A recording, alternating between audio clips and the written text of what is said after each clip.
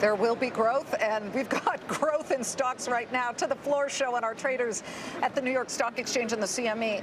Scott, let's not forget what happened last week when the Federal Reserve Chair, Jay Powell, used the F word. He said, okay, we're now going to remain flexible and patient.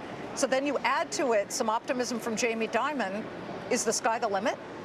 Well, you know, you spin that together or twirl it together, and that's what produced a rally that started on Friday that's extended into today. If you remember on Friday when Powell said that, I think the S&P was below 2,500, and now we're knocking on 2,570, right ahead of big resistance. So I do think there could be a bit more upside, but there's a lot of resistance at 2,600. So even if all of a sudden we get positive news out of the president that the Chinese delegates are going to come to the U.S., I think they might sell that rally.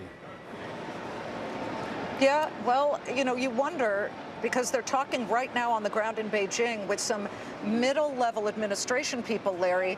This market is either held by the leash of the Federal Reserve or by the leash of the trade talks. Right now, which one are you banking on? Yeah, I think it's a little bit of both, but I do think at the end of the day, it's going to be trade talks. And, you know, there's really nothing that new. I mean, we're hearing these headlines leak out and people get very optimistic. But right now, the market's starting to price in more optimism as opposed to the pessimism that we saw when we were 10% lower on December 26th. So the Fed could still raise rates. I think if the S&P 500 stays below 2,700, then yeah, a rate hike is off the... Can I? Yes. Let me interrupt here. Look at the Fed funds futures. This is where the traders make the bet as to the odds of whether we will see a rate hike. 0% chance in January. And for March, I believe it's something like a measly 11%.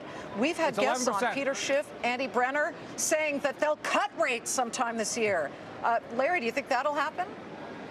Well, I do think that there will be one rate hike this year. I thought that all along, and I think we'll see one and then we'll pause. And I think the whole question has been what's going to happen when they pause. But after the last rate hike we saw, Fed funds were pricing in less than 1 for 2019. So we're not that far away from that. I mean, right now pricing in 0. So I do believe we'll see 1, and I think the market will get comfortable with that once the S&P 500 rallies another 5%. Okay. And Scott, we got a great number on labor. We got to run right now. 2 seconds. 312,000 jobs created in the month of December. Can the Fed really afford to pause? Should they? Yes or no? Well, I don't think they're going to cut. I think they might pause and they're going to watch the stock market. Same way when we were 10% lower, all of a sudden they tried to back off. If, like what Larry said, if all of a sudden we're close to 2,700, they're going to raise it once. They're definitely seeing what the market action's like.